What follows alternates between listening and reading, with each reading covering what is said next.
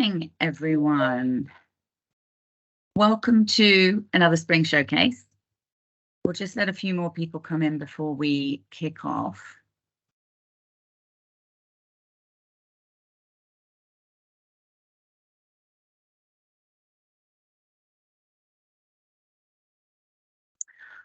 All right, so good morning.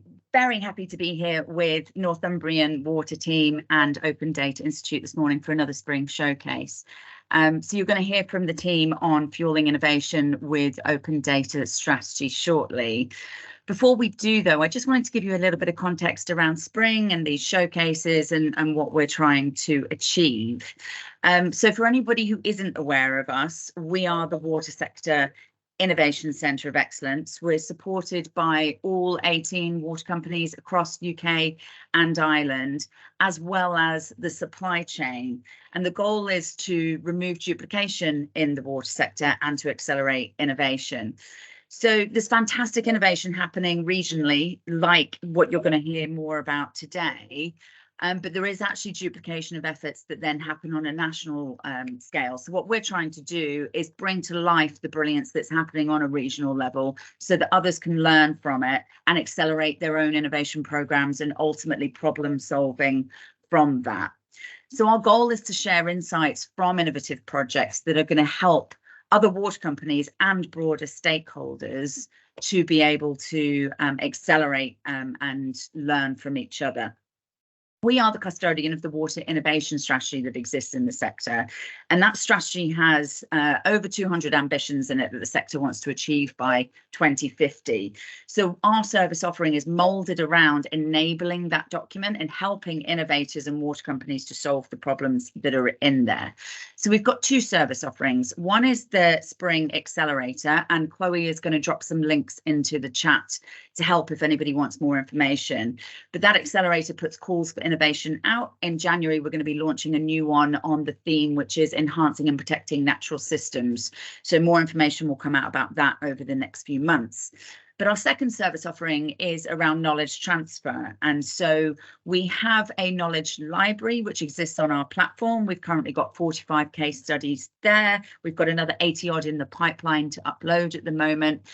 We also have these showcases, which are 2-hour deep dives into an innovative project for you to learn from and really get deep into what the learnings are, what the insights are, and then we can follow up and join you together with innovators and water companies if you want to continue the journey. So this is showcase number 11. We've delivered across all of the water innovation strategy themes so far. Vulnerable customers, we've created showcases around resilient infrastructure, enabling and protecting natural systems. And all of those are actually uploaded to our platform. So if you want to go back and learn from previous showcases, they are all uploaded onto the platform. So you can go and do that. And again, there will be links in the chat. We have now had 1,700 people register across all of these showcases. So we're getting really good attendance to them. We've had 118 people register for this showcase. So it's really great to see that people are interested in this as a topic. If you do want to go back and learn from any of the showcases, we highly recommend going into the platform. But also, if you're a water company on the call or a supplier on the call and you want to share knowledge that you've got, we'll also share a link to our website page, which tells you more about how you can run a showcase like this or upload case studies to our platform. So it's really great to see that knowledge sharing is getting such big traction in the sector. We're also really proud to be working with Ofwat to help grow a knowledge sharing culture in the sector as well, because we see it a big area where we can unlock more value. So on to today's session. I am personally very excited that we have this session happening. Having worked on open data in the sector for a couple of years myself, it's fantastic to see the progress that's happening, not only at a sector level, but at company level, as we're going to talk about today. So from an agenda, you've got, we'll do an introduction to the project after I've introduced your speakers, talk about what is open data, why Northumbrian Water wrote and published an open data strategy. You'll get a walkthrough of that strategy. There'll be a break put into the session, and then come back for process for getting the strategy reviewed and signed off, as well as importantly the lessons learned, because we want you to walk away from this session with lessons that you can go and implement to help you accelerate your own programs. So with that in mind, I'm going to introduce your speakers for today. So we have three speakers. We've got Nigel Watson, who is Chief Information Officer at Northumbrian Water Group. We've got Melissa Tallack, who is Open Data Lead at Northumbrian Water. And we have Tara Lee, who is Senior Consultant from the Open Data Institute. So a huge thank you for all the speakers involved today and to the Spring team behind the scenes for pulling this together, and for all of you for coming and learning from the content that you'll hear today. So with that in mind, Nigel, I'm going to hand over to you to kick off the session. Thank you, Carly. And if anybody's looking at the photo and thinking, goodness, he's aged. Yeah, I had that photo taken about 10 years ago, never changed it. Don't plan to either, I'm going to be honest. Anyway, good to see so many of you on here today. And what we're planning to do is to take you through a bit, I'm not loving the word, but the journey we went through really to get to the point where we published an open data strategy. This is a knowledge share, obviously, and I guess, you know, open data itself is a knowledge sharing mechanism. We see it very much like that, and I think the water industry, we could all acknowledge, faces some very big challenges. I mean, coming mainly from climate change. So it's got a lot of work to do. Our own belief here at Northumbrian Water Group is we'll get through that better if we go through it together, if we collaborate more. And indeed, you know, I've been working with Carly and others at Spring for a very long time, since its inception, and we have led on stream since the get-go, just to sort of, if you like, demonstrate that it's not just talk. We're putting that into action. So we'll take you through a little bit of the open innovations, the open data strategy, how we developed it, what's in it, you know, bit by bit. And the idea, I guess, is if you would like to formulate your own open data strategy off the back of this session, then you should be well equipped to do so. But I never like to make too many assumptions when I come into this session. So I thought it's best to start with answering the question, what is open data? What do we mean when we talk about open data? And there's nobody better, in my opinion, to talk you through that than Tara. So I'm going to hand over to her now. Thank you. What an amazing introduction. So what we have on the screen here is a data spectrum, which has been tailored specifically for the water sector here. So data exists on a spectrum from closed to shared to open data. And open data is data that's freely available for anyone to access, use and share. At the ODI, we believe the best foundation for data infrastructure is open data because it helps to foster transparency, accountability and understanding. But we do recognise that not all data can be made available as open data. So if we go to the other end of the spectrum to closed data, and you should be able to see this on the left-hand side of your screen, closed data means that only an individual or the originating organisation can access that data. Some data has to remain closed, and it would not be appropriate to make that data more accessible. There might be a legal or an ethical reason why that data must remain closed. And we've included the example here of your customer's financial details. As we move towards the right on the spectrum, you'll see there's quite a range of shared data. So we have examples here of data that can't be openly shared with everyone, but it can be shared, or indeed it has to be shared to limited audiences. So you might have one-to-one data sharing agreements with them, or they might be part of a larger pre-authorized group who have the right to access that data. And so here we've used water network maps and asset sensor data as examples.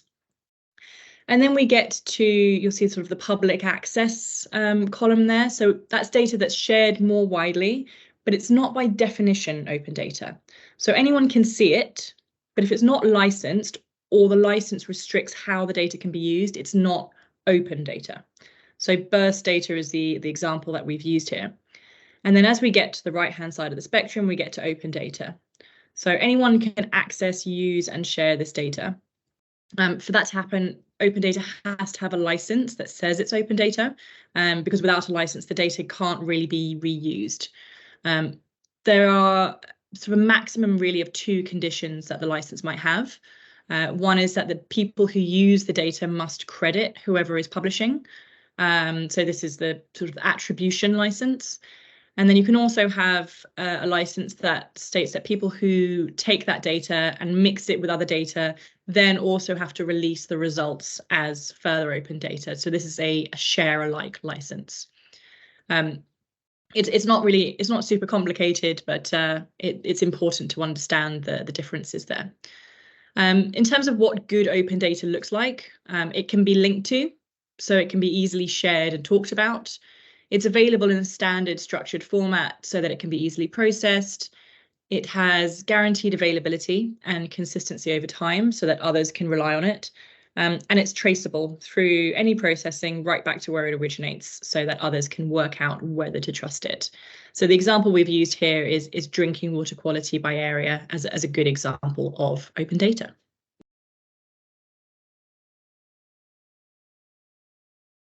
Cool. Thanks, Tara. We published our open data strategy back in June 2023.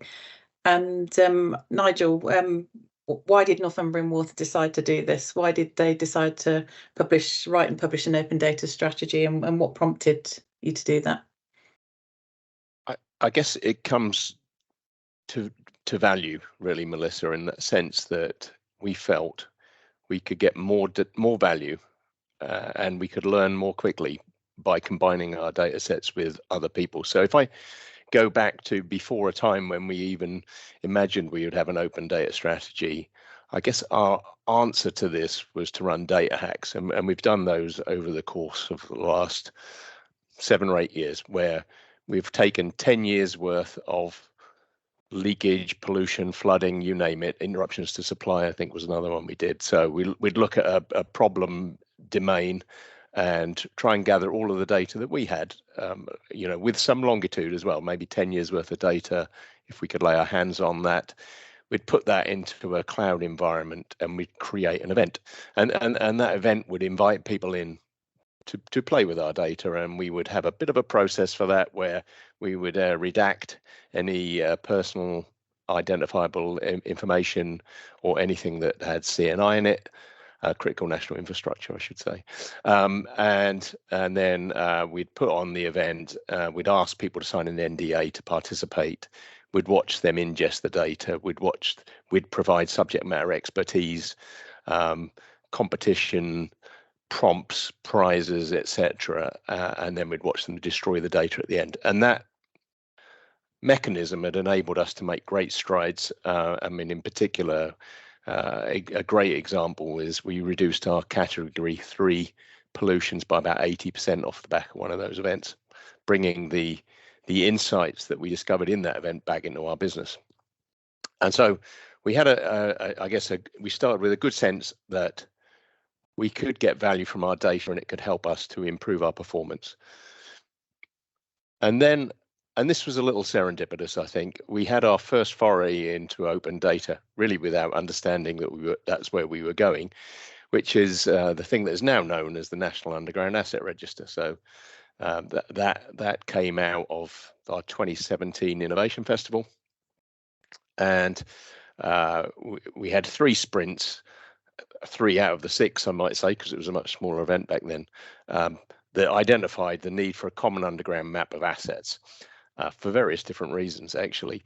And then in 2018, when we were planning that event, I was asking the team, what happened to it? What happened to the idea? No one wanted to share the data. That, I'm sure, is something that Tara's heard a few times before. And we set about that in 2018, doing a thing we now call a year's worth of work in a week, where we had 60 people literally in a tent, and we thought, can we prove that this can be done in the course of a week? And we had a team of lawyers, one from Northern Power Grid, one from Northern Gas Networks, one from Northumbrian, and one from BT. And we said, here's a blank sheet of paper, write a data sharing agreement this week. It doesn't need to be perfect, just needs to be good enough to share a little bit of data. And then we had a team of people setting up a platform, a team of people defining the data standards, a team of people ingesting the data, and a team of people writing an app. And I mean, at the end of the week, it was very crude, but we could see that it could be done. And we had a common underground map of 4 areas of Newcastle in our hands. And so we put money in after that, all 4 of the utilities, to create a common underground map of Sunderland. And then the rest is history, I suppose, in that, you know, the Geospatial Commission picked that up and made that into a national project, so which is now going live. So that project has an estimated value, and these are government's numbers, not ours, of £340 million worth of value to UK PLC.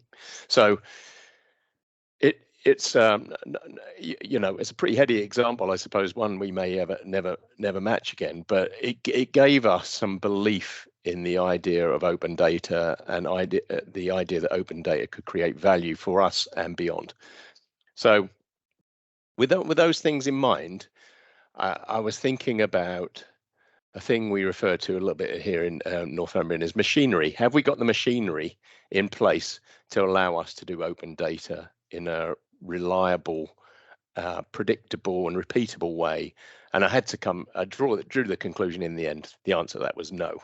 We could do one-offs, and we were pretty decent at one-offs, but to be publishing data on an ongoing basis, we really didn't have the underlying capabilities that we needed to do that. And I thought a great place to start was by writing an open data strategy, because this in the end is a whole business endeavor. This is not something that the IS function that I lead can just pursue on its own. So I'm a member of the exec leadership team, so I took it there and said, oh, I think it's time that we wrote an open data strategy, and there was general agreement, and off we went. Long answer, right? Yeah, but anyway. but useful background though to understand how it came to life, and the decision to publish it, as Tara said, with an open license, a share alike open license. I mean, that was an important step too. Yeah, well, yeah, I'm not sure. I mean, it never occurred to us to do anything other than that, I think would probably be the answer, right? So, because it would be a bit weird to write an open data strategy and then keep it to yourself. So we just felt that was a natural thing to do, and it's out there now, and you know, people can copy it, and we're glad if they do. Cool. Brilliant. So let's go through the structure of the document then, and sort of explain what's in each section, and why those sections were important, and some of the key points. So let's start with the foreword and the introduction by Heidi and yourself. Why was it important to have those 2 sort of high-level statements? Well, I think it's an important signal to the whole of our business, certainly, that Heidi put her name to it, right? And you'll see if you read that, there's a reminder in there of the National Underground Asset Register and the value that created for the UK PLC. And so I thought that was just great that Heidi brought that to life and reminded everybody in our organisation, hey, you know, we've done this before, and it didn't hurt. You know, we managed to get it done, and we can do it again, and we can find more value, right? Will we find a value like £340 million here? I don't know, but you know, I think there's a lot of potential there, and that really was what Heidi was pointing to. And then my own bit of this was to look at how do we do it. So I think Heidi was really sort of signaling what, and my section was really there intended to be how do we step safely into this world, which, let's face it, is going to come with some risks and I dare say a few bumps in the road, right? So how do we make sure that we enter into this world safely, and bearing in mind that, you know, we are following in the path of other industries that have done this, and very much learning from them and reusing the soft assets that they've very kindly gifted us. Cool. So the next section is that we provided the definition, because I think we felt it was important, didn't we, to for internal and external consumers of this strategy, to what we mean when we say open data. And actually the strategy covers the whole spectrum really, because it's about opening up, but open as a specific category in the strategy. I think that's right. And I mean, look, I'm not going to, I couldn't explain it any better than Tara did, so I won't even try. But I think this is a very important definition to, it's an education, I guess, you know, for everybody in our business who'll be involved in this. And if you just say the words open data, immediately people get a bit nervous. And so I think what this gives them is the reassurance that there is a framework in place. And you know, it's like I said, it's been done by others, and so you can publish data along this spectrum in a way that sort of, I guess, respects the wishes of the organisation. So I think it is really important that we reference that in the strategy. Yeah. Moving on to then the vision and the mission statements. Kind of, you know, what have you got to say about sort of why we chose the vision and the mission that we did? Yeah, I mean, they're consistent, I guess, with our overall vision and mission. So our vision is to be the national leader in the provision of water and wastewater services. So it felt natural to say, well, we would also lead in the sense with open data, and that we would be open by default. So we would start on that end, right? So we'd start on the right hand side of that pictorial representation that you just saw, and find if there are reasons why not, then okay, we can articulate those. But we wanted to make sure that everybody understood that our intent was to be as open as we possibly can be, rather than as closed as we possibly can be, if you like, being the alternative, I think. And I think there's also something here about, in the mission, about the ecosystem. So if you're just publishing open data and there's nobody out there taking advantage of it, you really haven't moved very far. And so it's really important that for us that we build that ecosystem of interested parties around us that can look at the data. They'll look at the data perhaps slightly differently than we look at it ourselves. So we have a team of data scientists here at Northumbrian Water. So in that sense, we're already analysing the data, but putting it out there gives people with a different perspective, perhaps a pre-existing algorithm, a view from another industry, other data sets that they might correlate it with. It gives them the opportunity to do something with it and demonstrate back to us something that we didn't know already. So I think it's really important that we focus on building that ecosystem, because that's really where the value is going to come out. And the next section, well, the next two sections, I suppose, probably think about those together with the benefits of open data, and then the two case studies that were included in the strategy. Would you say a bit about those? Yeah, I mean, I suppose the first thing is you know, there are benefits to society, and there are numerous case studies that exist out there that TfL, Transport for London, being the primary example, where anyone that travels around London these days uses apps that basically feed off of open data that Transport for London publishes on an ongoing basis, and that has unlocked a lot of value, a lot of convenience, and you know, it's become almost an intrinsic part of life in the capital city. So I think that, you know, it's a good reference point.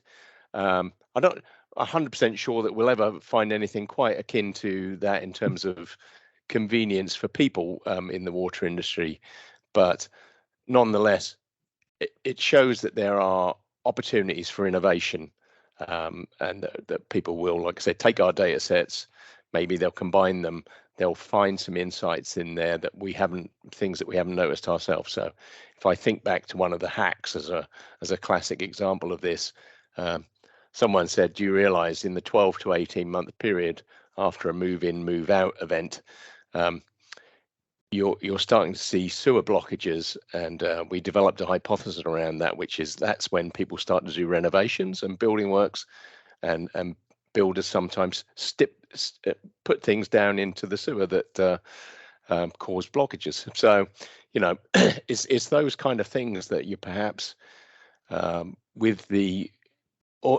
just the organisation on its own, you're going to lack that kind of imagination or you know, that breadth of thinking that opens those things up.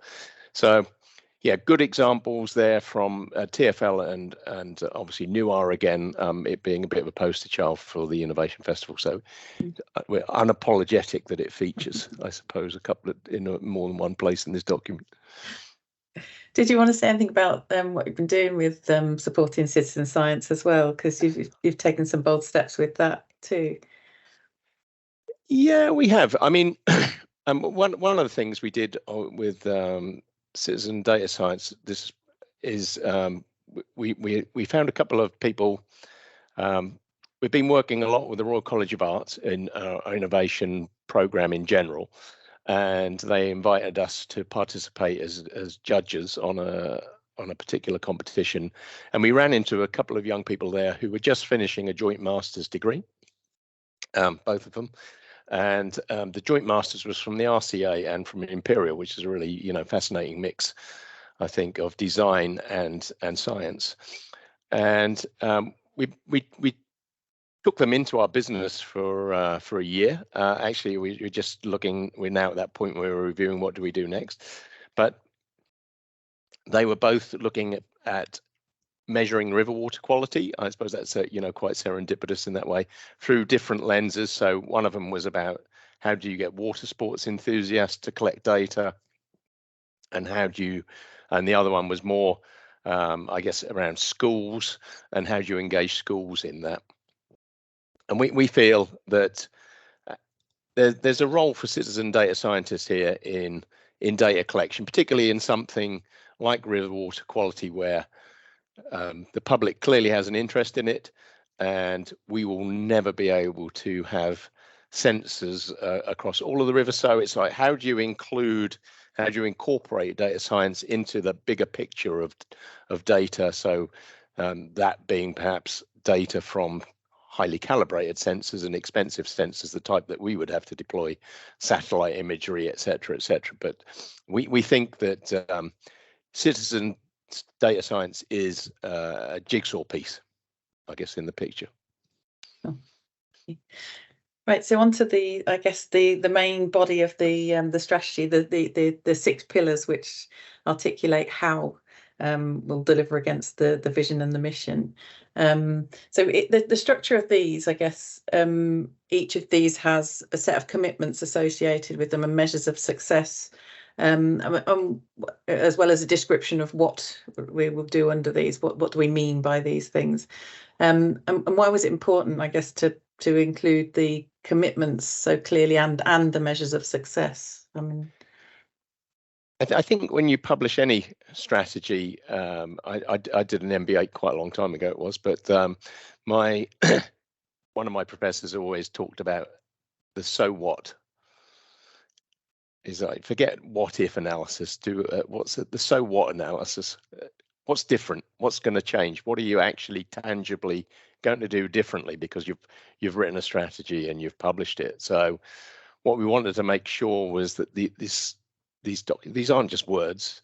They're the starting point for us to do things differently in our business, and therefore it has to come with some commitments. It has to come with some actions, and in the end, we have to be able to measure those. And I guess there's sort of a bit of the background as to how we sort of settled on these pillars. I mean, there was a bit of research, wasn't there, that went before defining what these pillars should be. You know, what does good look like in terms of the things that you'll do to facilitate open data.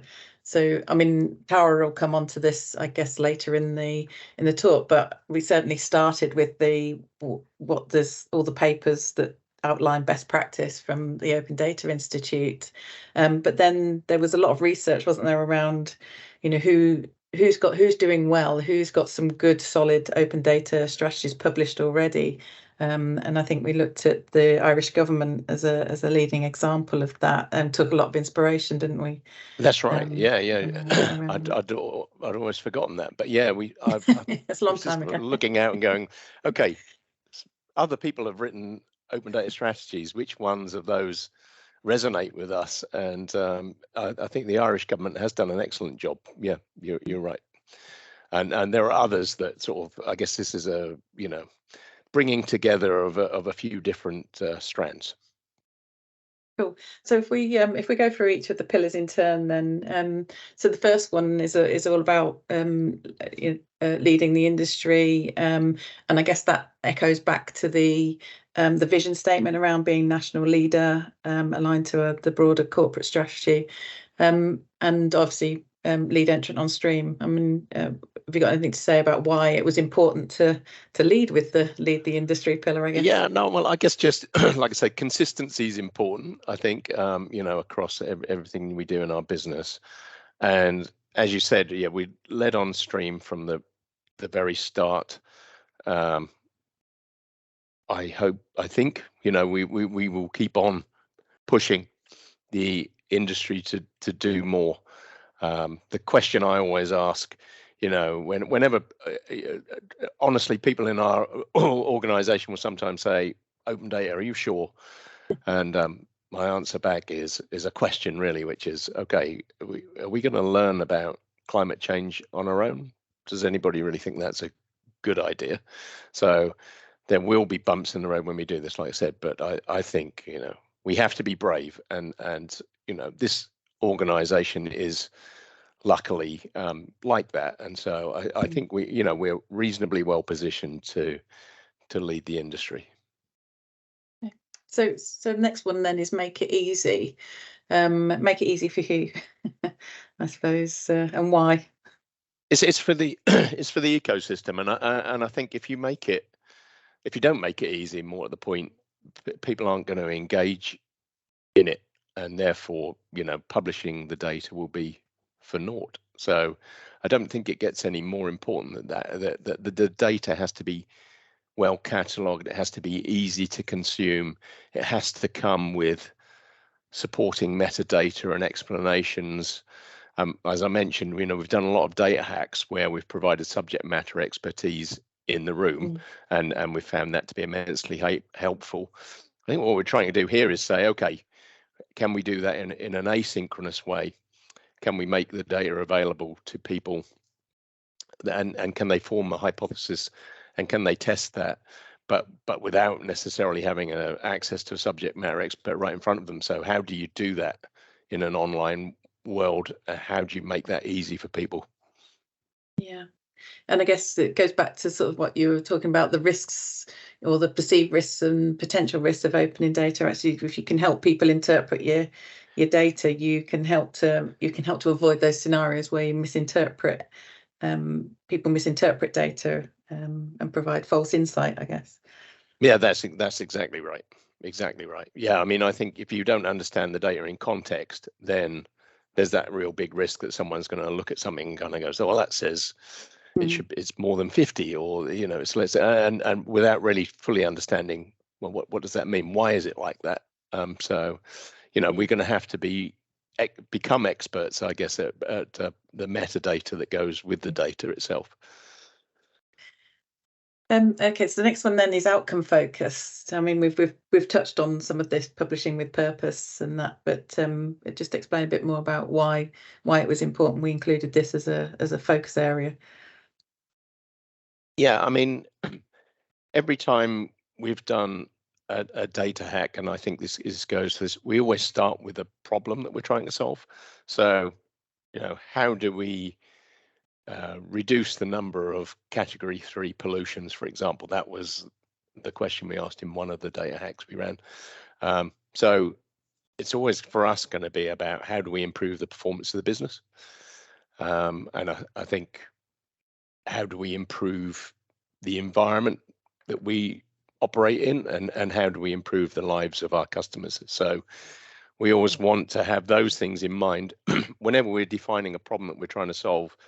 it should be clear, you know, who the beneficiary is going to be, what kind of problem is it that we're trying to solve, right? Because you could put a lot of data out there. I mean, indeed, we've done this ourselves on an exploratory basis and kind of gone, well, here's 10 years worth of asset data, tell us something we don't know. I think if you don't ask the right question, though, if you don't spend time formulating that problem statement correctly, then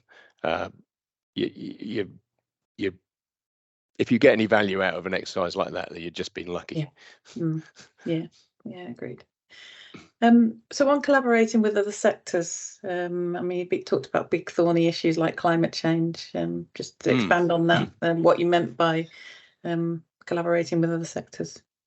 Yeah, I mean, look, the core of this strategy is how we collaborate with other water companies, and that being Stream, right? So, you know, we make no bones about that. That is probably the biggest part of the value that we will get out of having an open data strategy. Having said that, we don't think we are limited to that, and nor do we see Stream as being in the way of us getting value from collaborating with other partners more on a regional basis. So there are clear use cases, we think, where we can be getting better outcomes for our customers and the environment by collaborating with our local energy providers. So we've experienced some issues with brownouts and blackouts and things like that. So it's, we think, evident that if we can share data across sectors with energy providers, that can be helpful. I think river water quality is going to take us very much towards a collaboration with agriculture. You know, they're probably us and them being the two main responsible parties, if you like, for contaminants in the river. So we think there's a good case to collaborate with agriculture, and there are other sectors where and other use cases, you know. So if you look at carbon-free homes, I mean, perhaps back to energy again, but also, you know, working with local housing providers and on. So we're very much interested in, if we've got open data sets, who else has got open data sets? What problems can we solve when we bring those two together? And you were keen for Northumbrian Water to be one of the founding members of the industry Data for Society. I mean, that was, explain a bit more about why you felt that was important. Well, I guess, and this is a partnership that Microsoft has drawn together and is indeed building on. So credit to them for that. I mean, they're looking at across different sectors, and sometimes, you know, if I was to sit here and think, well, I can imagine every possible collaboration that could come from combining our data with somebody else's data. I mean, it'd be a bit of a joke, wouldn't it, to think that? So I sat in a room once, for example, and somebody said, we'd like to know where all the empty office space is in Newcastle. And I said, yeah, no, I think our data could give you a reasonable stab at that, right? Yeah. And that it being consumption data. So I think that the more shoulders you rub with, if you're out there talking to different people in different sectors, then it serendipitously, you know, it sparks the imagination. You start to think about problems that, if you understand, well, what kind of problems are you trying to solve, and ask those kind of questions, you can end up coming up with some interesting ideas. And, you know, might see us going into health, for example, assisting with independent living. Who knows? I think that there's lots to go at. Yeah, agreed. Okay, so building an ecosystem, sort of, why is that important? Why focus on that? I mean, without that, I think we've got nothing. So if we're publishing our data sets and nobody's doing anything with them, then you know, it won't help us, and we'd just perhaps, if anything, put a cost on top of the business. So it's really important that we build that ecosystem. I think we can see that too from our efforts more broadly in innovation, where, you know, if you take the Innovation Festival, 3,000 people or so, 900 different organizations, probably 40 different industries, 37 different countries. I mean, that's a very rich ecosystem. And I don't know that we will or perhaps even want to create an ecosystem as broad and as vast as that, because it would probably be quite hard to keep people interested. But one can imagine a smaller version of it where you've got different parties looking at the data for different reasons. Perhaps it might be the diversity of the workforce, for example, and having that ecosystem out there, improving our transparency of us as an organization as well. I mean, I just think that if we expose our data out, it's like that. If you build it, they will come. I mean, if we put our data out there, I think it will generate value, but it will be the ecosystem that generates the value, not us. Yeah, cool. And then the last pillar is about strengthening our own capability. You talked I think at the beginning of the session around, needing to put in place processes and capabilities to do this sort of repeatedly, robustly, safely, reliably. Yeah, do you want to say anything about that? Well, I think you just said it. It's all of that, right, isn't it? It's being able to do it in that sort of highly repeatable way, where everybody knows what the process is for publishing the data, and it becomes like part of the machinery of the organization, right? So that our underlying capability. So as I referenced a few times, we've run data hacks, but every time we produce a data set for one of those data hacks, it takes someone 2 or 3 months to get the data set ready. Well, that's not very sustainable. So if you want to be producing data and refreshing the data on a regular basis, then there has to be a production line that's doing it. I think we've been, we're quite fortunate in the sense that just from a timing point of view, we've invested heavily in our core architecture of our business systems. So our CRM and our billing system, our work and our asset management system, more recently our HR system. So we've got modern architecture. As we've delivered those programs, we've improved the quality of our data. So we've got that, if you like, core underpinning. Now what it means is we need to put those data pipelines on top of that and make sure that we can put that data out safely, reliably, updating it frequently. Okay, so then the penultimate section, I guess, in the strategy was the values that we would uphold in executing this against this strategy. And would you like to sort of explain why those values? I mean, these are the values of our organisation, right? And we reference them every day. So each water company, I'm sure, will have their own set, and they won't be very different from this. So, but we wanted to relate them back to open data and explain being ethical with open data. What would that look like? What would it mean in terms of open data? So making sure that we don't publish personal information, that we don't publish commercially sensitive information, and that we don't publish anything that contravenes our responsibilities in terms of owners and operators of critical national infrastructure. That's the sort of the ethical part of open data. And then, I guess the rest of them, they speak for themselves, I think. But probably if I was to loiter on one, it would be one team.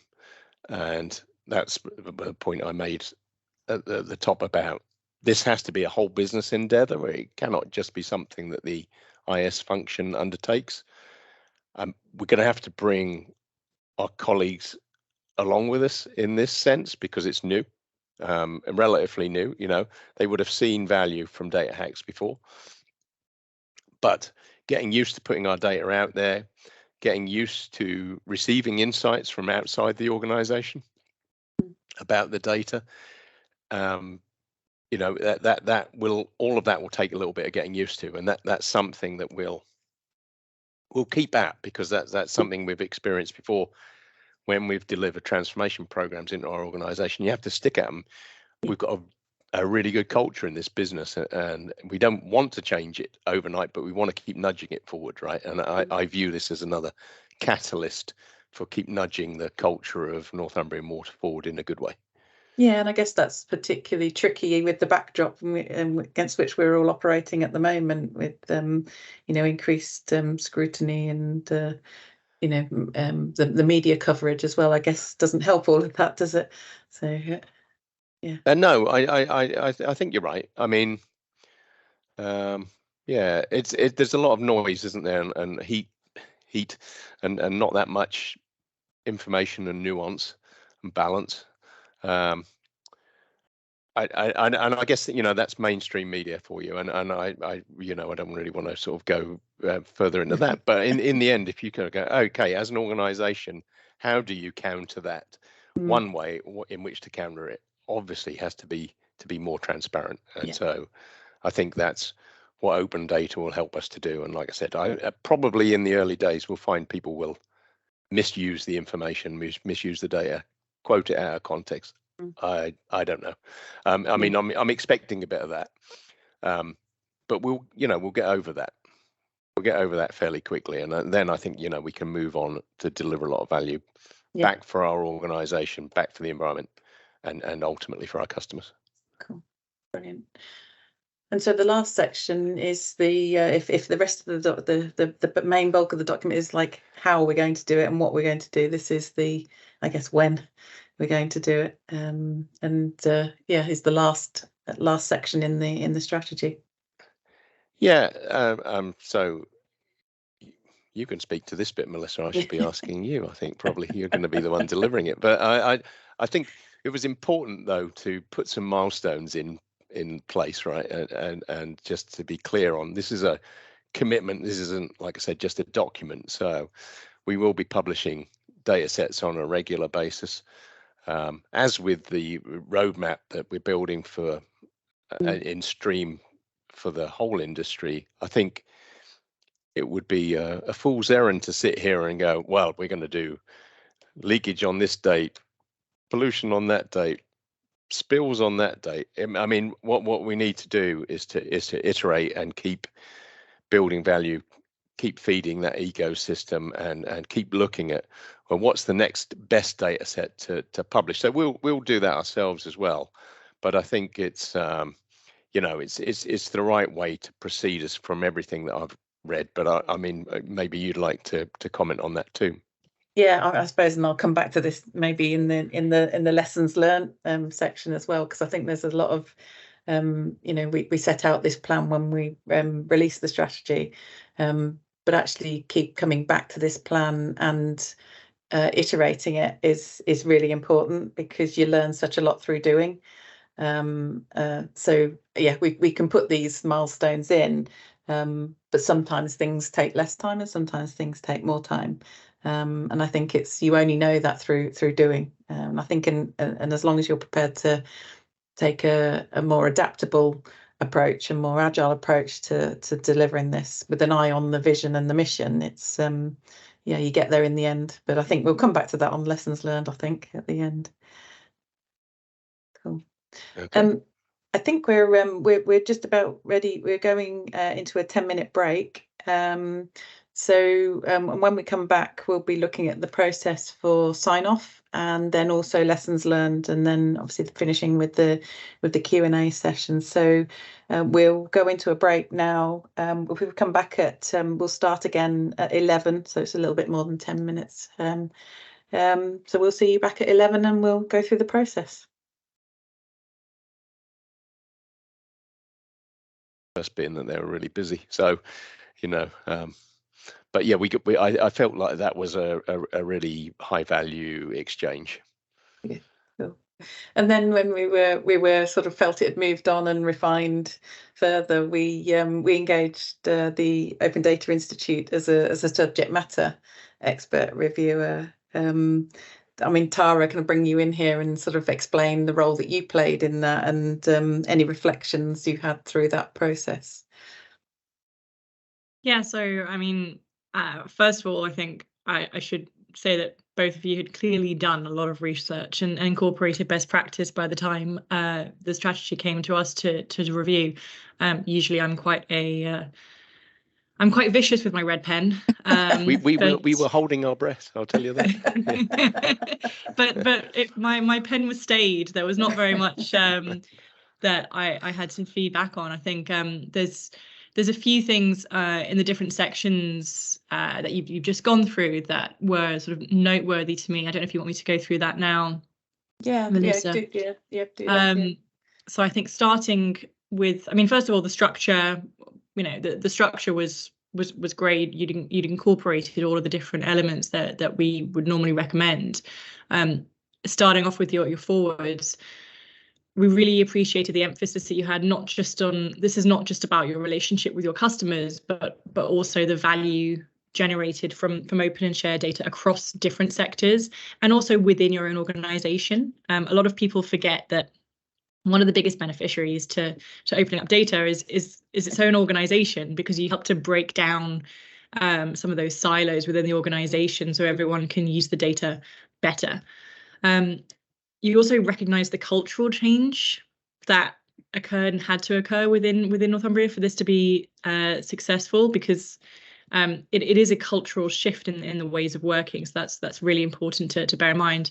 And also you emphasise the need for common data standards to enable better collaboration and the provision of clear context that was needed alongside that complex and technical data.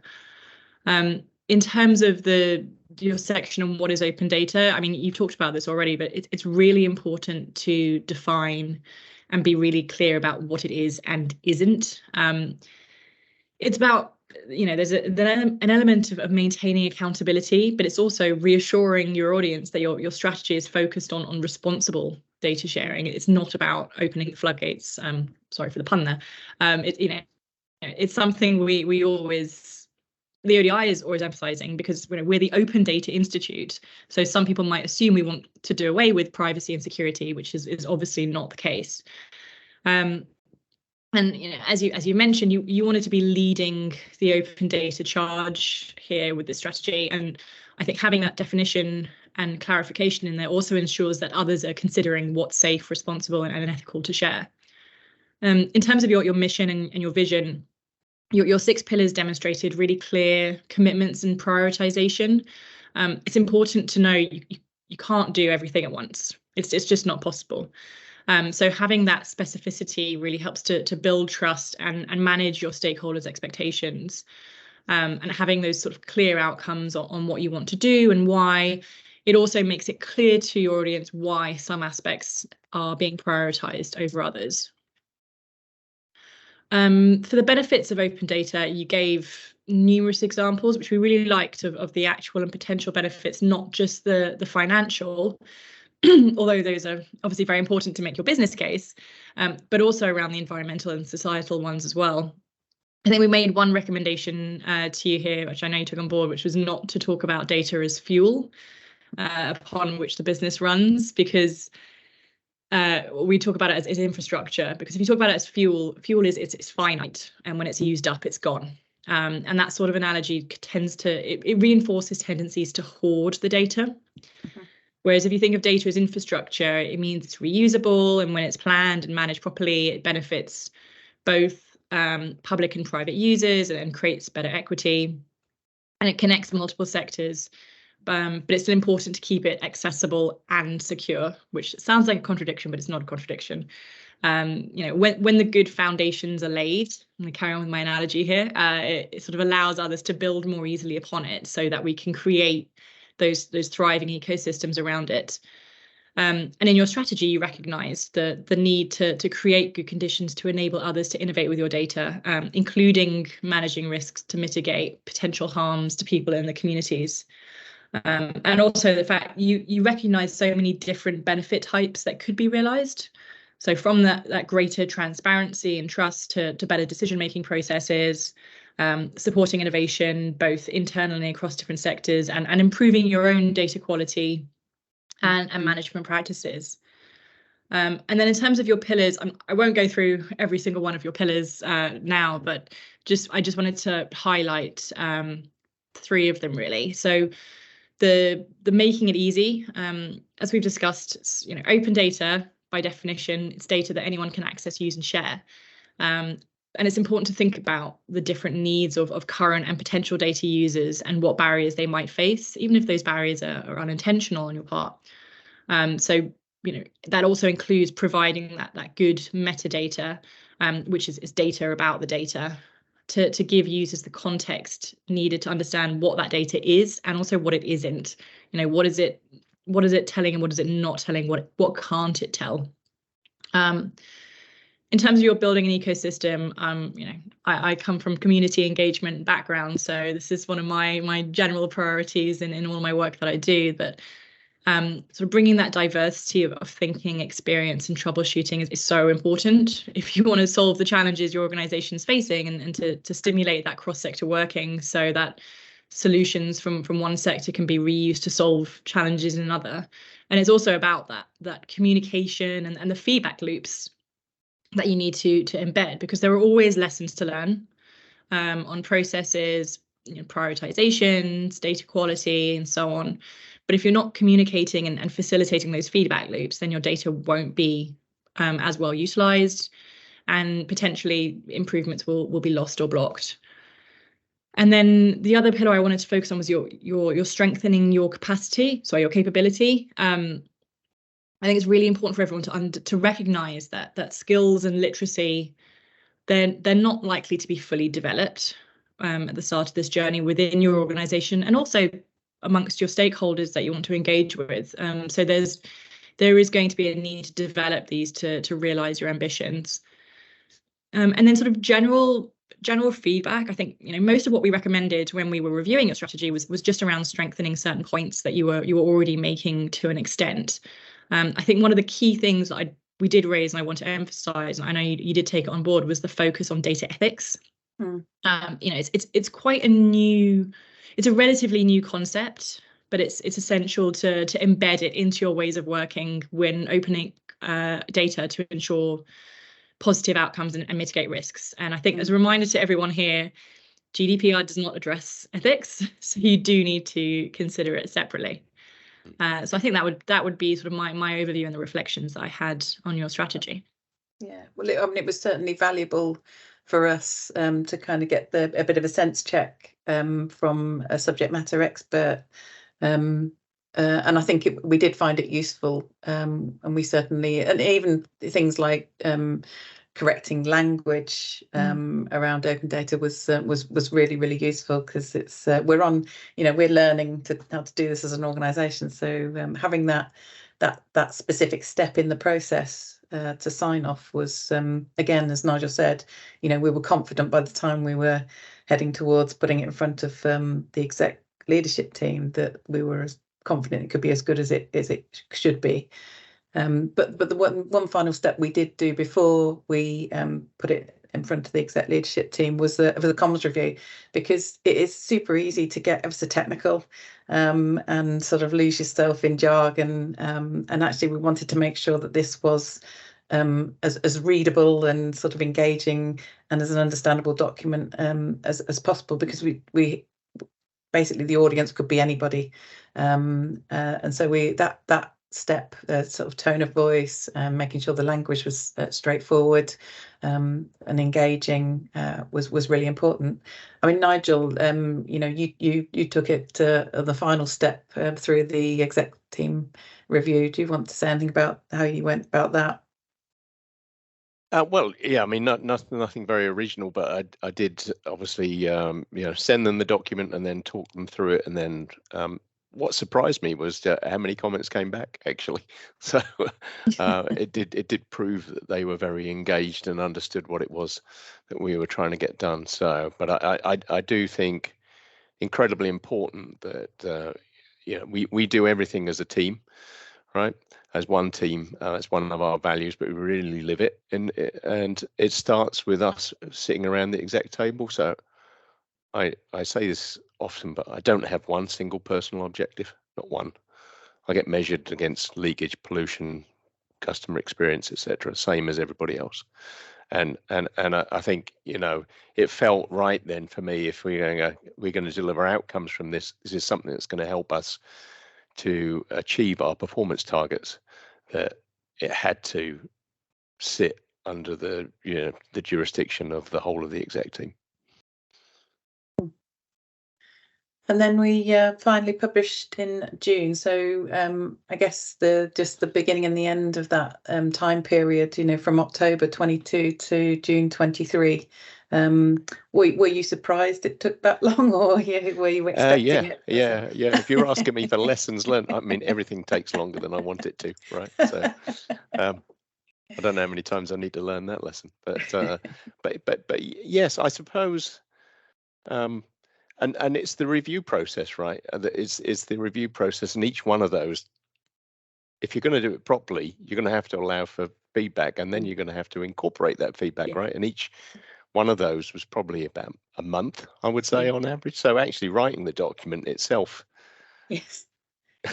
was, you know, if you think about that in terms of the amount of time that it took compared to the other steps, then I think that's probably why it took that long. But I do think that it was incredibly valued to go through each one of those review steps. If I had to do it again, I would go through every single one of those steps again. Yeah, I agreed. Yeah. So we've touched on lessons learned. So let's focus on that more thoroughly then. So Nigel, you've talked about some of the lessons learned around writing, reviewing, and delivering against the strategy. I mean, is there anything else you'd add? Nothing I haven't really said before. I think it's always good practice to go and look out in the world and think about who's done this and who's done it well, and you know, take inputs from that. It's important to engage organisations that are experts in the field as well. So it's the first time we've ever written an open data strategy, so it felt well. I'm sure if I'd have taken it to the exec team without having stopped and checked it with someone like the ODI, that it just made me reverse back up. So, I mean, it just was, it seemed, you know, so I don't think there was anything really particularly that I would reflect on and go, oh, that really caught me by surprise. It's just like you say, when you see it all mapped out and go, well, actually, yeah, we started work in October and finished in June. Wow, gosh. Yeah. So I think if from my lessons learned of this, I think I would I'd echo that. Everything takes longer than you think with this, because at the end of the day, it is a strategic change. It is change that needs to be handled carefully, and change often takes longer than you think it's going to take to embed. I felt it was really important to get as many perspectives and as much input as we possibly could in that process of crafting the strategy. And then I think the lesson learned around sort of like things take longer than you think is, I feel like when I look back on the plan, and we're delivering obviously against that plan at the moment, there are some elements where it's like Tara said, you can't do everything at once. And the plan sets out our best intentions of the things that we think we're going to do when, but actually some of those things have taken longer to do. But it's right that they should take a bit longer, because maybe we should go a bit slower on some of those things, like building the pipeline of data sets to publish.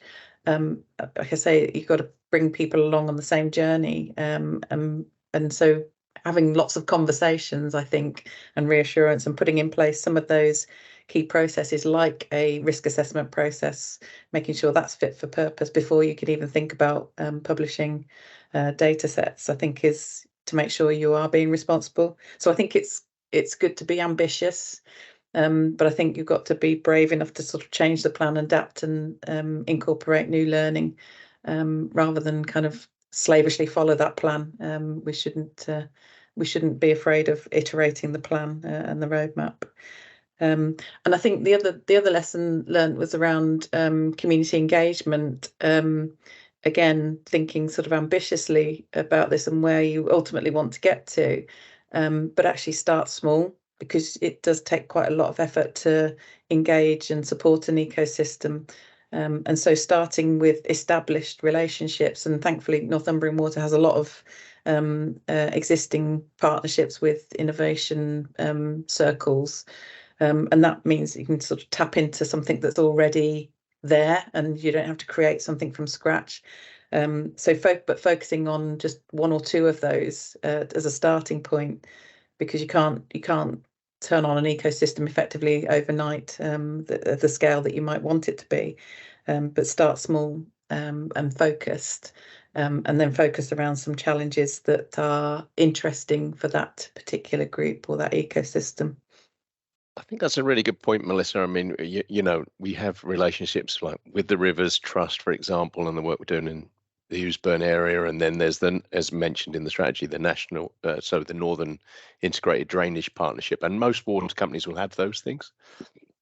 They'll be part of, they'll be using their convening power as part of a broader ecosystem to look at problems like flooding and pollution, because they're multi-actor problems, so they don't land on one organization. So those partnerships are great to leverage because they're hungry for the data anyway, right? So, yeah, definitely. Tara, I mean, any top tips or pitfalls to avoid that you'd want to give to anyone who's I mean, you've worked with many companies to do the same thing, so how can the ODI help as well? Yes, I mean, I have many tips and recommendations, as you might rightly guess. I think starting off, actually, my first bullet point that I noted down was emphasizing it's not a 2-week project. You've already covered that part. So I think, you know, starting off with thinking about what you want to achieve with this strategy and building that business case for it. You know, you're going to need some senior buy-in and the time and the resources to put this together. So if you start without that, then it's unlikely that you're going to get very far with it. And I think, you know, you've really demonstrated this. Look at the different case studies that have already been published on the value generated from open data to help you make your case as to why this is an important thing for your organization to do. I think internally you need to think about what other strategic documents you already have in place or that are being put in place that your open data strategy will need to align with. So most organizations have an overall strategy. Some organizations also have a data strategy, not an open data, but a general data strategy. So you'll need to sort of incorporate those into your open data strategy and ensure that those priorities line up. They can't clash with each other. And as you did, look at other open data strategies to identify best practices. You do need to identify who within your organization will need to be involved, and that will be either or and creating the open data strategy, but also the delivery, the enacting of that once it's published. So it's not just going to be your data team. You'll need to think about who's collecting the data and owning that data. You need to think about your comms team. You need to think about legal. There will be other stakeholders internally that you need to think about. And you do need to sort of speak to them about the opportunities that they think open data could help create, but also importantly, the concerns or challenges that they might have as well. You know, if you don't have your people internally on board to support making this a success, it's not going to work very well, because you need to do that culture change process, and change is not easy. A lot of people don't like change. And there's, you know, a lot of fear. You know, talk about open data, you talk about sometimes open by default or presumed open. It scares a lot of people. So you need to rationalize that and think about the mitigations there. Also, you know, getting that further buy-in from senior leadership as well. So what do they want to see within this strategy? What concerns do they have that need to be addressed? What are your guiding principles going to be as part of this strategy? And then in terms of external stakeholders, you obviously need to identify which of these you want to engage with, and think about what challenges are they currently facing. Is that, you know, lack of access to your data? Is it because, you know, the data just isn't available? Is it difficult to find? Is it not in a format that works for them? Are there quality issues? What's going to give them the greatest benefit, and what do they want to see in your open data strategy as well? I think it makes people a little bit nervous, but I think it's important that you speak to a variety of stakeholders, not just the ones that your organization is closest to. You know, if your goal, one of your goals is to build trust, then you're going to need to speak to stakeholders that maybe don't trust you as much currently, because if you want to build trust with them, you need to identify how that trust can be restored or improved upon. And I think, you know, outreach, it can take multiple forms. each have different strengths and weaknesses. So if you want to do some individual interviews, that's great. You'll get a really nuanced picture. Of course, those are very time intensive. If you do surveys, then you can engage with a much larger audience in one go. But of course, some of those responses that you get back may not be clear. Sometimes people are not particularly helpful in the responses that they're giving, and so you might not get that clarity that you need. So think about the balance of what you can achieve there with your external outreach.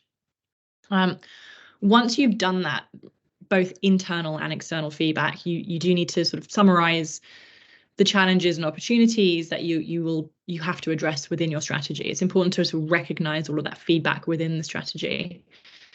And then from that, you can put together your action plan wish list, I'll call it, because you'll have a lot of things on your action plan, but you also obviously need to think about what's going to be feasible and in what time frame. What I tend to see is organizations going from one extreme to the other with that. So in some situations, they will be very overly cautious about what they're going to commit to publicly. And the risk of that is you might face accusations of open washing. You're talking about doing an open data strategy, but you haven't really committed to doing very much. On the other side of things, if you're too overly optimistic on what you can achieve by when, you promise too much, you can't deliver against the expectations, and then in that case you risk breaching sort of trust of your stakeholders, and also in all likelihood, if you commit to too much, your strategy is unlikely to get internal sign-off to publish as well. So when you're finding that balance, you need to think about what you're trying to achieve, and also consult the colleagues who are going to need to be involved in the delivery and what they can achieve and in what time frame as well, because you'll have other priorities within your organization that need to be balanced. One thing I would say is please do not publish an action plan without a timeline. It doesn't need to be specific to a specific date. It can be sort of a 3-month band, to be honest, but your stakeholders need to know approximately when your activities will be delivered. In terms of the sections of an open data strategy, they all vary slightly between organizations and preference. We do recommend including ambition and aims, a reminder of benefits of open data, guiding principles, delivery plan, and also it's nice to put in your future ambitions. So what can't go in your current delivery plan, things you want to do, but you recognize it's not going to happen right now. Also really important, the feedback on the research that you've conducted, and then example case studies. And there are obviously lots of those out there that you can pick from. And then once the strategy is written up and signed off, obviously it needs to go through a fairly robust review process. Make sure you've got a really clear communication plan in place for its publication. This is not something you want to fly under the radar. You want your stakeholders to read and engage with it so that they can think about how they can collaborate with you once you start enacting the delivery plan against it. And then I'm going to go through, we have quite a lot of tools and guides and training that the ODI offer for free on our website. I will put these links within the chat, but you can also go on the odi.org to find these resources, which are all free. So some things that might be useful if you're creating your own open data strategy. So we have a free online training course called Open Data Essentials. If you're new to open data, if your colleagues are new to open data, that just sort of gives you a good baseline understanding and of knowledge of what open data is. We have a data ecosystem mapping tool. This can be quite useful if you need help mapping out those stakeholders, and also it helps to understand how your data could potentially create value. So that's a sort of online tool that you can use to map out your ecosystem. And we also have an open data maturity model. So that can be used in a self-assessment way if you want to. So that will assess how well, as an organization, you're doing in terms of publishing and consuming open data. Important that it's not just about publishing, it's also about the consuming as well. And it will help you to identify actions for improvement. So it can help you see how far along your open data journey your organization is, and help you with the prioritization of your delivery plan as well. And then some people will do this at the same time as their open data strategy. Other people will do this following their open data strategy. But at some stage, you'll also need to think about your open data publishing process. That is not, again, a one-day job. So we also have some free resources available to support with this. So we have a publisher's guide to open data licensing. We've talked about licensing already. Open data needs to be licensed. So if you need guidance on how to apply license and which one to use, there is a guide there for you. It really is not complicated. I will emphasize, do not try and create your own open data licenses. Use a standardized one. You probably want to use Creative Commons. But yeah, it's a common mistake that we find organizations making, either forgetting that or trying to make the process more complicated than it needs to be. We had the data ethics canvas. Again, it does what it says in the tin. It helps you identify and manage ethical issues that you might have with different data sets. We have a guide on how to create a data inventory. So that data inventory or catalog, it's really just a list of data sets with metadata against them that helps to describe the contents and the source, the licensing, and other useful information. They're really valuable internally, but you can also publish an open one as well for your stakeholders. And that's really helpful for communication purposes. It could help you reduce things like FOI requests as well, because people can more easily find data that's available and also see the pipeline that's coming as well. And then we also have a sort of quite a detailed guidebook on open standards for data. So that's going sort of next level of things, but that can help you if you want to create, develop, or adopt open standards for data. And then I should mention as well that, in addition to our free tools and resources, we also provide either standardized or bespoke support packages at a cost. So we can facilitate and run workshops on data ecosystem mapping and take your delivery team and senior leadership through what open data is and isn't, and improve that understanding within your organization of areas of concern, gaps, silos, or opportunities around the use of open data. We can also help engaging your leadership to set the strategic direction and vision for the use of open data to support the delivery of your projects and business objectives. We can do that engagement with your external stakeholders if you want sort of an impartial actor involved there to improve the understanding of their concerns and opportunities around the use of open data. We can help you to develop a set of principles to guide the way you work with data. In terms of that open data maturity, if you want an external evaluator for that, we can act as that to give you an independent assessment to benchmark your maturity and progress over time. We can help create the action plan. And also, the end-to-end process, we can help organizations co-writing their open data strategies or act as a review body as we did for you. Mm-hmm. And then in terms of following that publication and the open data publishing process, it's really important to remember you can't release all of your data all at once. So we have recently developed a value of data canvas workshop to help you identify priority data sets that are likely to produce the greatest value for you and your stakeholders. We can support developing the risk assessment process and sort of run you through that with prioritized data sets to help you create a repeatable process. We can also deliver the data ethics canvas as a workshop if you want it tailored to specific data sets. We also offer that sort of deep technical support to work with your data teams, identifying their maturity, training them to publish open data to both 3-star and 5-star levels, and they'll explain what 3-star and 5-star levels entail as well. And produce sort of things like documentation on technical infrastructure recommendations and data publishing process maps. And then we can help with, communication plans, developing feedback loops. And once an organizations have reached that sort of level of maturity, we can also help with running open data innovation challenges as well. And that's it for me. I'll put the links for the free resources in the chat. So plenty of free resources, but also potential for more paid support. So that's useful. And I think listening to you talk, we created for the water companies on the call. We created an ecosystem map for the water data through Stream. So we'll make sure we share that within the case study because it may give you a bit of a head start on that one.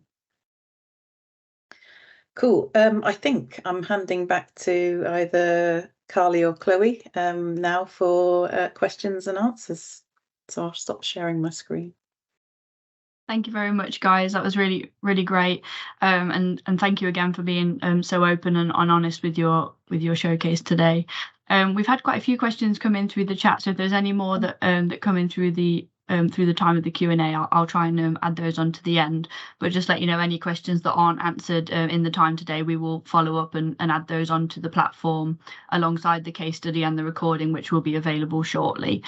So I'll just jump into the first question, which was from Moomin. So do you have any case studies or examples where open data has also helped with transparency with customers, for example, including sharing data when things go wrong, to help build trust within the sector?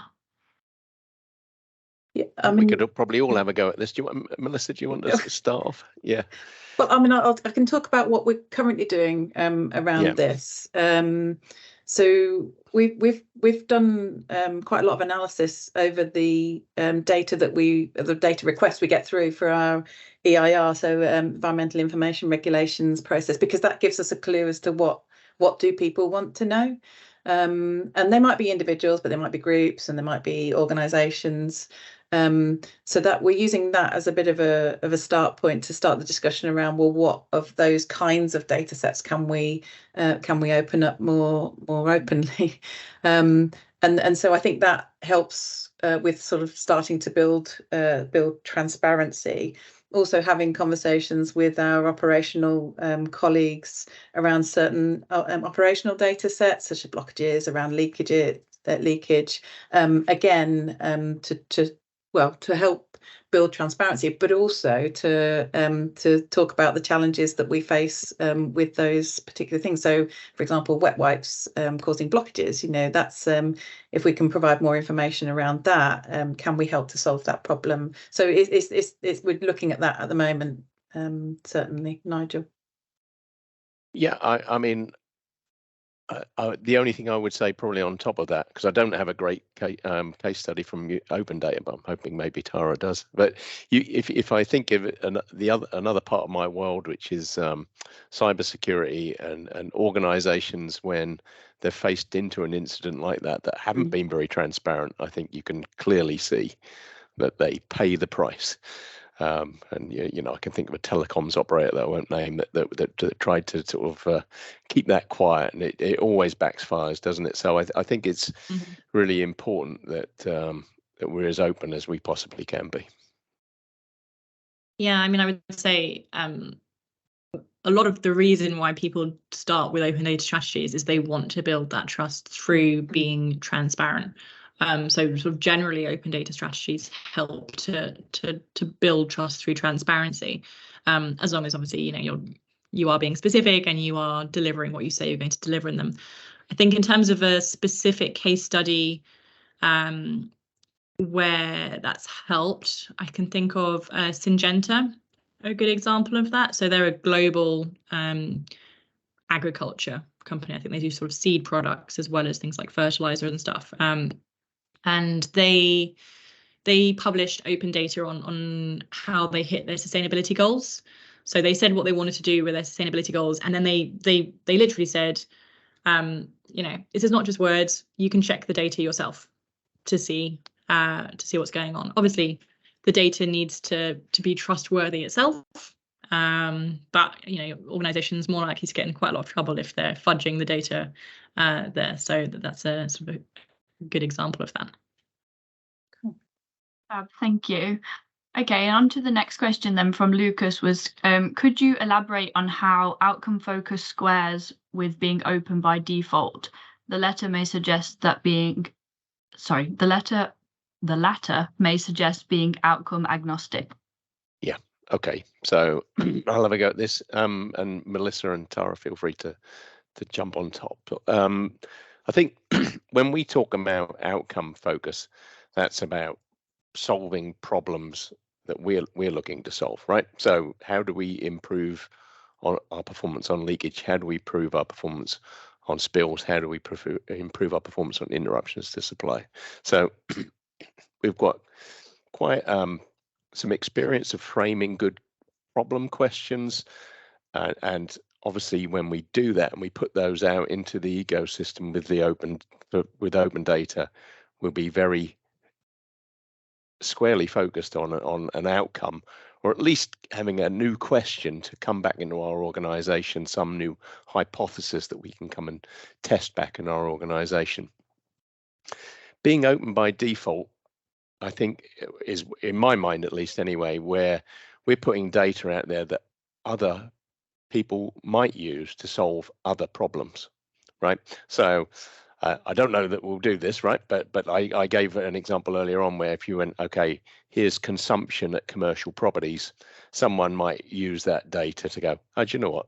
There's some office space open over there, and there, and they might form a map of that, and it might be that might form some value from it. So in my mind, that's how those two things sit together. But I don't know, Melissa or Tara, if you'd like to say anything on top of that.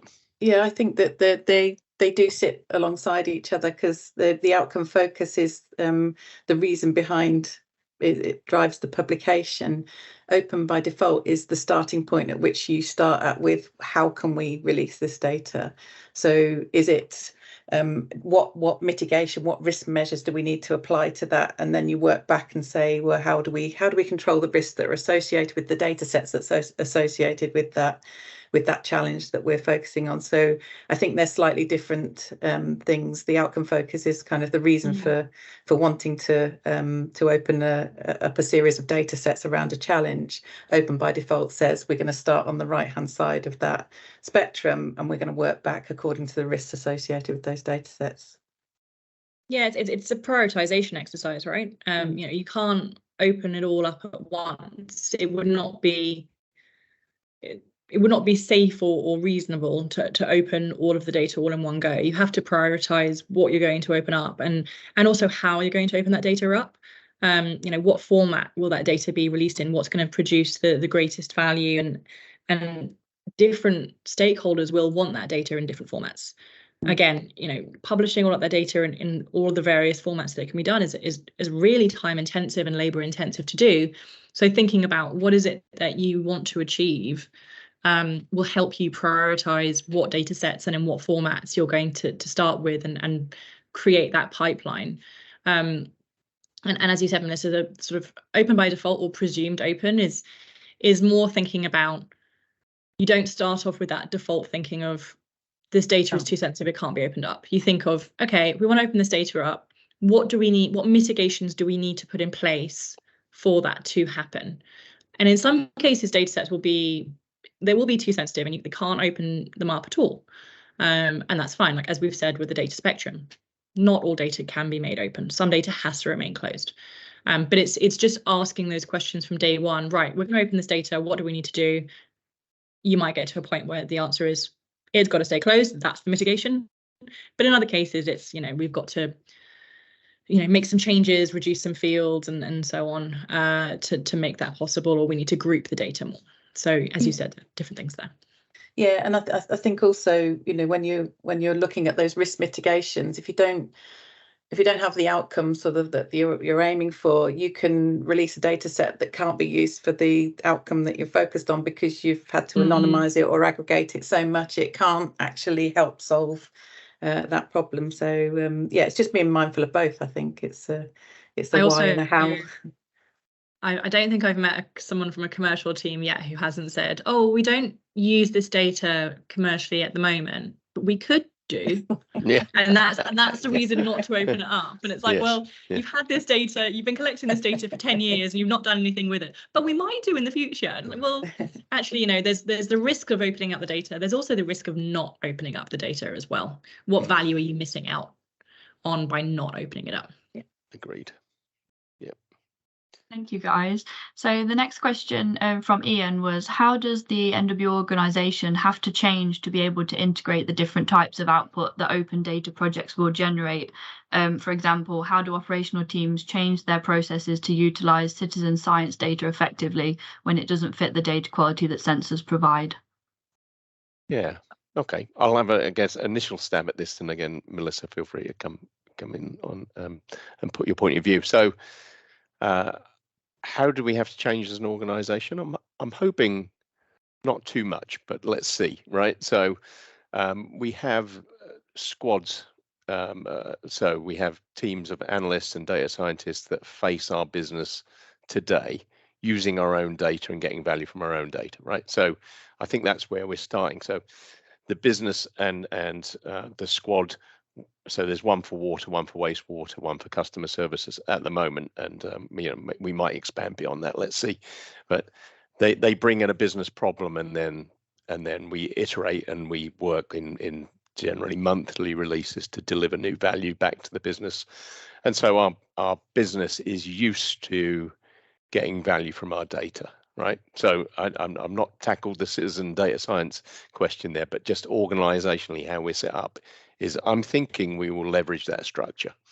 And when a problem comes in, the squad might decide, actually, do you know what, there'd be added value to this if we were to publish this, or if we were to go to the open data ecosystem and see if we can get their input and see how they get their take on it, right? So that's what I'm expecting those teams to do, and to bring those insights back in.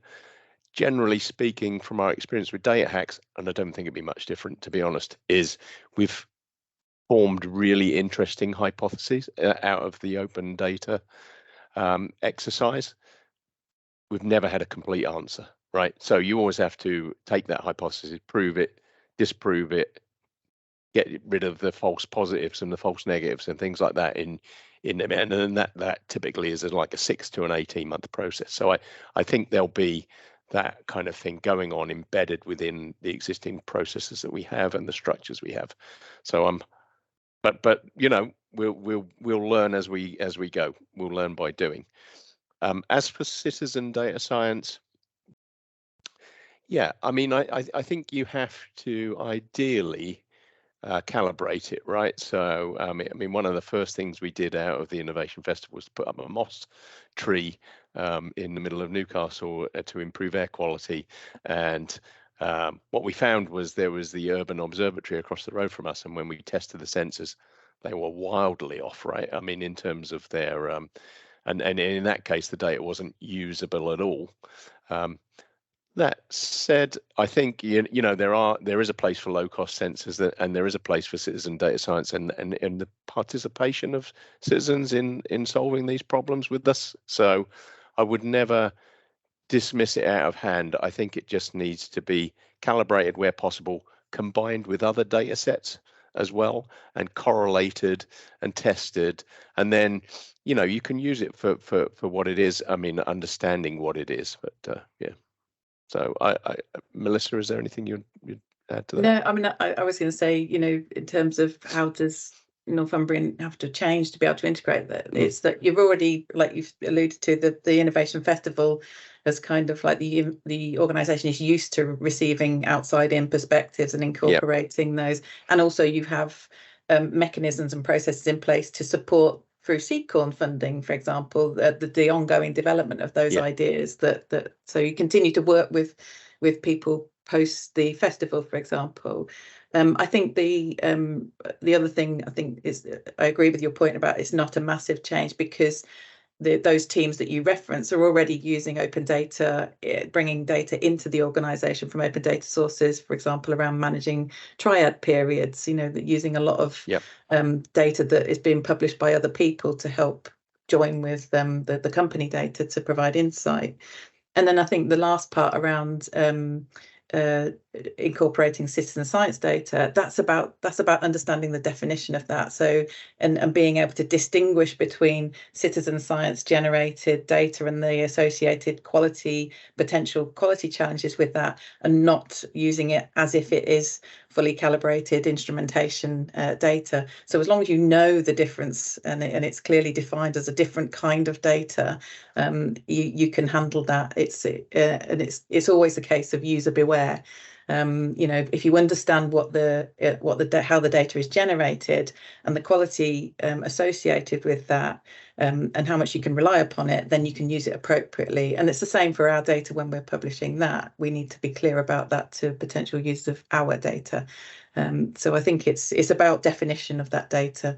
It's just a different form of data that's trying to describe the same thing.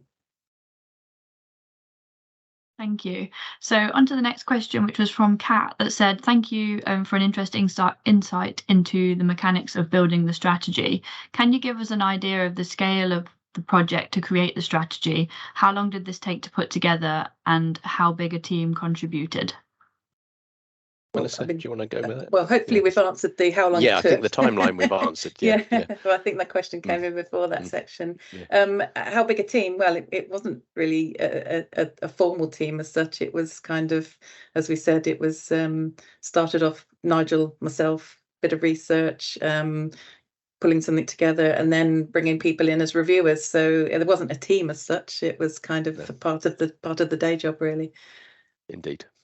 Yeah, I'd echo that on a sort of a general experience that we've had with different organisations. I would say that when we help organisations co-write an open data strategy, the quickest we've gotten from starting the project to a written up strategy that's to go through, you know, review and sign off is about 3 months.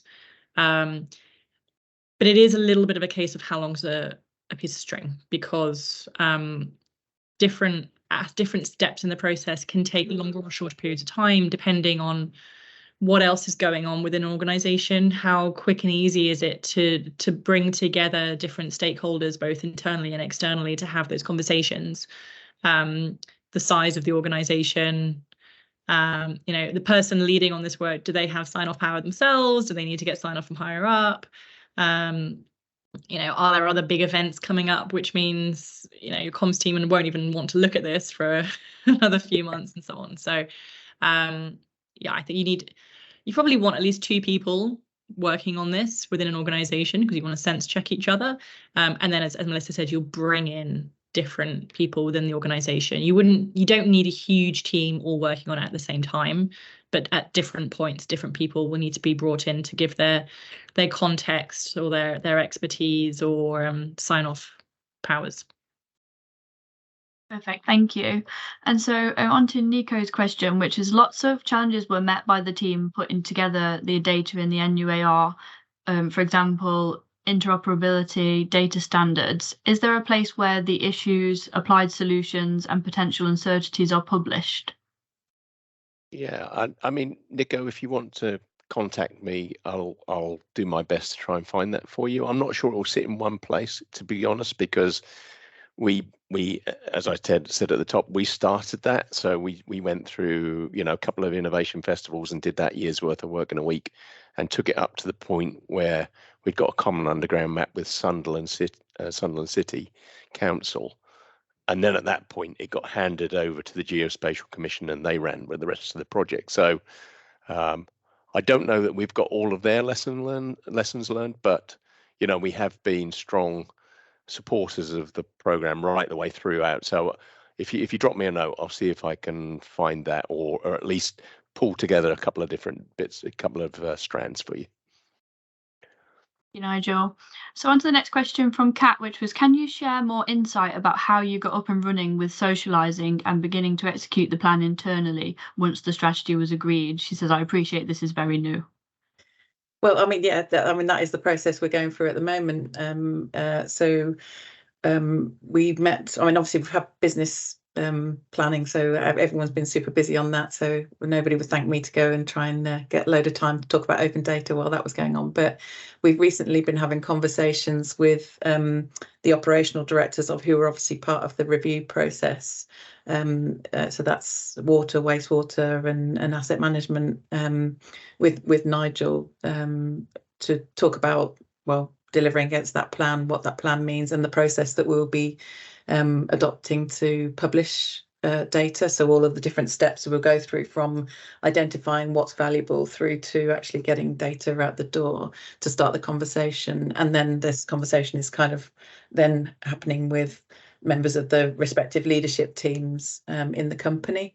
And that then starts the process of kind of dissemination. And then alongside that, we're talking to sort of data protection office. So we're covering InfoSec and the process of risk assessment. So it's kind of like it starts with the exec leadership team and then goes to wherever the conversation needs to go to deliver against the plan. There's no point, and I don't know whether Tara will agree or disagree here, but there's no point trying to engage everybody in the organisation, because it's specific conversations to move the dial and move along that plan, and the conversation just grows every step you take. Thanks, Melissa. So I think we've got time for a couple more. So Paul said, for potential ecosystem collaborators who are commercial organisations, is there opportunity for reward, for example, through follow-on paid work for collaborators with good ideas and insights, especially for suppliers outside of the large IS or engineering framework agreements? In short, do the big consultants just end up being given all the good ideas? Yeah, no, I mean, no, we have a history of off the back of data hacks giving paid work to smaller organizations, for sure. Yeah, one individual, we actually hired him. He was an individual though, so that felt right. But we have worked with companies as small as 2 people. I can think directly of examples of that. Yeah. Thank you, guys. And on to Nick's question, which was, do you want to track who is using your data and for what? If so, how do you intend to do this? And then a linked question on the back of that says, context goes beyond metadata. How do you intend to support interpretation by non-SMEs? Yeah. Okay, 2-part question then. So do you want to track who is using your data and for what? Well, if we're going to be truly open, no. Because that's conditional. That's wanting to have something back in return for opening your data. But we do want to encourage people to tell us what they want. But we don't want to track, but we want to encourage people to share what they've found, because we know that innovation sparks other innovation, and if we want to encourage people to be as open about that innovation as possible, we can't make people do that, because we're not putting any condition on the use of that data, but we do want to encourage it, and that's where the ecosystem engagement really comes into it. So yeah, it's not big brothery, but we would like to know, but we can't expect to know, if that makes sense. Tara, I don't know whether you would say anything. Yes. I mean, the process that you're going down, Melissa, is probably the one that we would endorse there, in terms of it's about having that feedback loop and that communication in place, because you want to be able to track the value that's being generated. So it's if you have feedback about how people are using that data, helps with your own data quality and your own processes and prioritization, but it also gives you the opportunity to potentially collaborate with those external stakeholders going forward. So really encouraging that when you're publishing the data, if you have questions about the data, who do they speak to, how? If you spot issues with the data, who do you speak to, how? If you want to do something interesting with the data, we want to hear what you're doing. Please talk to us, and this is who you talk to. There is some controversy around putting a registration form in front of data. It's kind of a little bit of a debate as to whether that's still open data or not. There is a risk there. You'll disincentivize people from wanting to access the data. I think there's an example recently, I'm trying to remember who it was, but someone has done that. But what they did do is, before that registration requirement, there's still an explanation of what data is available and the detail behind that data. It's just if you want to actually access the data itself, you need to fill in a registration form. Is it still open data?